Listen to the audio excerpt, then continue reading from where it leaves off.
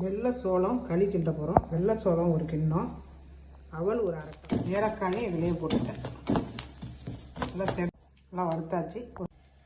வெள்ளை சோளத்தையும் வறுத்துருவோம். சோளம் நல்லா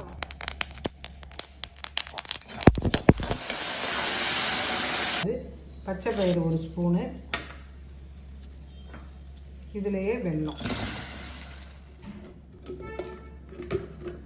கருப்பட்டி நல்லா கொதிக்குது. இது மேலால் கொஞ்சோண்டு நெய் இட்டு அப்புறம் அவளை வச்சு நல்லா பட்டு போல் நுணுக்கிட்டு வந்துட்டேன். இதை லைட்டாக தூவி கட்டி இல்லாமல் கிண்டணும்.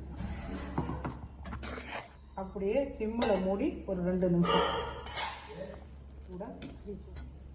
ஒரு கப்பு தேங்காய், முந்திரி திராட்சை போடலாம். நான் எதுவும் போட போகிறதில்ல, தேங்காயோட விட்டுற போகிறேன். வச்ச களி ரெடி ஆகிடுச்சு. ரொம்ப டேஸ்ட்டாக இருக்கும். இதே மாதிரியே நீங்களும்